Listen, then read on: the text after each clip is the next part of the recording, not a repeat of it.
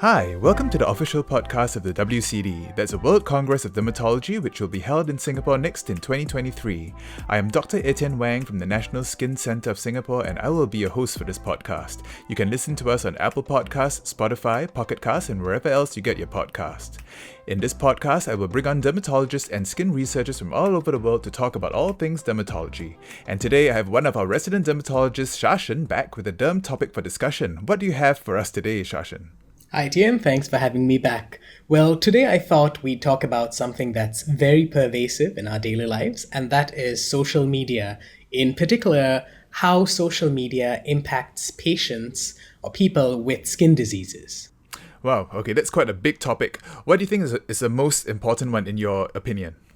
Well, from my end, I thought there were two sides to this. So on one end, it does help patients with skin diseases a lot. I do have patients, for example, with psoriasis or eczema who have joined support groups, say on Facebook or Instagram, and they come in touch with other patients who have similar skin diseases. There are other patients with chronic skin conditions, for example, like acne, who have joined certain movements, for example, the Acne is Normal movement, where the stigma associated with skin diseases has been reduced. So there's a lot of positivity that has been generated from social media, and that was one side I thought would be interesting to look at. Yes, but I think as with everything, it's not absolute good or bad. I'm pretty sure there's some bad things you want to tell us about. Exactly. And I think the most horrifying has been when patients come to us in clinic and compare themselves to the many perfect airbrushed versions of people that they see on, say, Instagram or Facebook, not just from, say, beauty bloggers or models, but just regular people using filters to enhance certain features, maybe airbrush their own skin. And for a patient who already has an impediment where their skin is not perfect, it can be something that really, really gets to them. You know, if it's an insecurity, something they might mull over for days on end. And I think that's a bit distressing to see, given how pervasive social media is today. Yes, I really think that's quite an important thing to talk about. As you said, a lot of patients do find solace and community on social media for their skin disease, but at the same time, there's a lot of disinformation and misinformation out there. I recently came across this TikTok where this person was selling some sort of essential oils for psoriasis and everything, and quite a lot of money for snake oil. What do you think about all this? How do we combat all that? Well, that's definitely something we see very often in clinics. Patients do bring screenshots of funny-looking, very interesting treatments they have seen online, some of which definitely don't seem to work or not scientifically proven. I think at the heart of it is proper patient education, which generally would start with, say, a simple patient information leaflet given when they're diagnosed with the skin condition to set them on the right path, or even giving them a link to say, guidelines online from a reputable source, say a dermatology association, maybe the AAD, where they can go and read about their condition. I think that's where it would really start, from the basic principles. Yeah, but in those cases, you're only reaching the patients that actually come to you. There's the tip of the iceberg of the number of people seeing all these very irresponsible accounts. What do you think the dermatologist's role in this is? Should dermatologists be influencers as well? It's interesting because there have been some studies done on the influence of dermatologists via social media on patients. And to a certain extent, patients do go onto dermatologists' Instagram feeds looking for their opinions on certain treatments or what they think must be the best. But I think some of the studies had actually looked and seen that it didn't really change some of their behavior. So I think there's still a lot of research that needs to go into looking at these behaviors, how it affects patients' choices. But I think as dermatologists, it's definitely a very powerful place that we're coming from if a dermatologist could use their status as an influencer to spread, on one end, positivity, but yes, to combat this misinformation that's being spread. Yeah, do you follow any dermatologists on social media yourself? Well, I personally haven't. It's something that I just came across when I was reading up on this topic. And I'd like to look up some of the dermatologists out there. Yeah. A few that I think are quite good is Dr. Dre on YouTube. She's actually quite interesting. She goes to all the drugstores and talks about moisturizers and skincare. And then there's this account called Dr. Lee with Dr. Maxfield and Dr. Munib Shah, who talk about a lot of dermatology related stuff. And they're very, very engaging. And I think our listeners should definitely check them out. Yes, absolutely. Yeah, okay. Well, thanks, Shashan. That's an extremely important topic and very, very interesting. Thank you for bringing that to us today. Thank you very much. And today I have your colleague, Dr. Choon Chiat, going to talk to us about his experience with the COVID-19 and skin. Thanks once again, Dr. Etienne. Okay, bye. All right. Bye. Dr. Choon Chiat is a consultant dermatologist at the Singapore General Hospital where he specializes in hospital inpatient dermatology and has a special interest in skin cancer epidemiology, particularly in immunocompromised patients. We trained together as residents and have worked together for many years. Welcome, Choon Chiat, to the WCD podcast. Hello, Etienne. It's so nice to hear from you. It's been quite a while since we last worked together. Yes, and the pandemic didn't help. Yeah, but I'm glad we had a chance to meet virtually like in this setting. And thank you once again for your kind invite to this podcast episode. You recently presented an update to an international panel for the Researcher Academy on COVID-19 dermatoses. Can you tell us a bit about what you found? Yes, that's right. So this was findings that we discussed and reported over the varied manifestation of the skin for COVID-19 patients.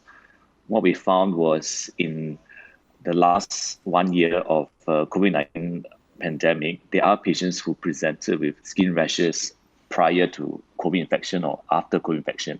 And what we saw locally included viral exanther-like rashes, vesicular eruptions, as well as urticarial eruptions during the COVID-19 infection.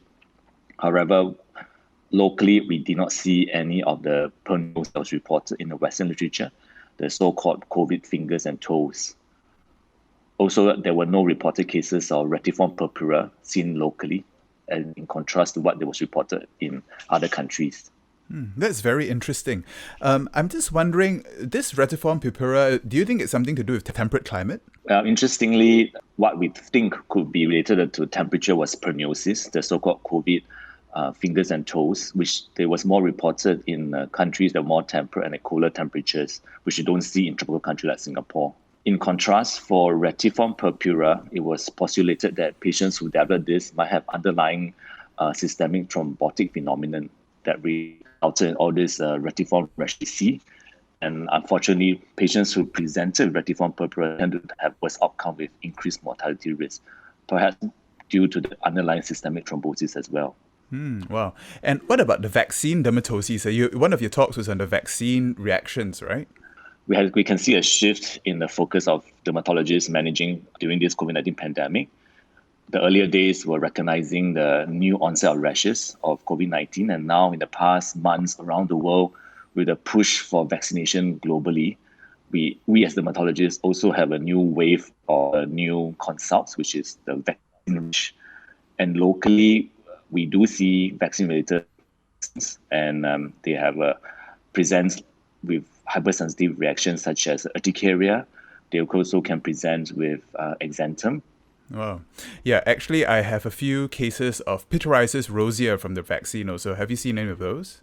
Yes, that's right, Etienne. We have seen cases of Psoriasis rosea that presented after vaccination, and this has also been reported by dermatologists in other parts of the world. Very interesting. I actually have a small series of patients with alopecia areata after the vaccine. Do you think that's possible? That's interesting, Etienne. I think at this juncture, a lot of dermatosis manifestation post-COVID is possible because there are other novel skin reactions that patients reported after a COVID vaccination. So certainly, I think alopecia areata could be another form of inflammatory response after COVID vaccination. Yeah, I think, and that's why we need to keep very good records and the importance of registries in cataloguing skin manifestations. Do you have something like that in the Singapore General Hospital? Yes, I agree, Etienne, that registry is important. My colleagues who are managing COVID-19 vaccination allergies, they do also collect a registry of these cases. And I think at the end of the day, collecting registries in Singapore or worldwide helps to improve everybody's understanding of these novel skin reactions that we see, be it COVID diseases or COVID-19 vaccination-related diseases. And through these registries, over time, we can collect and perhaps understand a bit more about these new novel diseases that that we dermatologists encounter. I know you're also very interested in skin manifestations in immunocompromised hosts, particularly things like transplant patients and HIV. Have registries and stuff like that helped you in that part of your specialty? Yes, indeed so. For example, in transplant registry, we can see that there's a shift in the type of skin conditions that dermatologists face when we manage patients who are transplanted. In the early days of transplantations, perhaps 30 years ago, where the mainstay of medications to suppress patients were like drugs like azathioprine and cyclosporine, you can see that skin cancers was a big problem in this group of patients who presented with multiple skin cancers or large unresectable tumors. But over the last decade, with advances in medications and technology, medications have changed, and we can see that the backbone of medications to suppress patients post-transplant has been switched out of the traditional azathioprine and cyclosporine, and skin cancers incidences have definitely dropped, which is a good news for these patients. And what are the newer kind of manifestations you're seeing now with the new kind of treatments that we have for transplant and even cancer? I see. So with new medications like sirolimus for transplant patients post, for example, kidney transplants, we can see that they get more oral ulcers and lymph edema, which can be quite debilitating for them as well. Very interesting. That's something that we don't usually see in an outpatient dermatology setting. So that's very, very interesting. And I know you do a lot of inpatient dermatology as well. What's your experience been during this pandemic? Well, Etienne, during the pandemic, I think that also pushed us as dermatologists to the new frontier, which is adoption of telemedicine and teledermatology, which has always been there, but due to pandemic, it pushed us to activate the system in a much quicker pace. And I can see that there are challenges. Of course, there are also opportunities. The challenges will include, sometimes getting the primary physician to take good quality photos. As you know, dermatologists, we need not just a close shot, but sometimes you need a bird's eye view of how extensive the rash is. So sometimes we can't really make a good clinical judgment based on the photos that we see that they send to us, but we do what we can. And do you only contact the primary physician? Do you ever do teledermatology directly to the patients as well? Yes, we do. So in Singapore General Hospital, we've also started teledermatology in our outpatient services. We do encourage patients who are seeing us for the first time in the clinic to consider telemedicine or teledermatology as the next visit follow-up option for them, for the ease of their convenience, as well as to help to reduce their risk of getting infection when they go to crowded places like hospitals. We do have patients who are receptive to the idea and they've continued to follow up with us via teledermatology. That's excellent. Yeah, we are doing that in a hospital as well. Well, thank you, Chiat, for speaking to me today. I think that's very interesting to see how another hospital is handling the pandemic in Singapore. Yes, thank you very much, Etienne, for your time today. Okay, thank you, and I'll see you soon. Bye. See you soon, Etienne. Bye. And that was the official podcast of the WCD.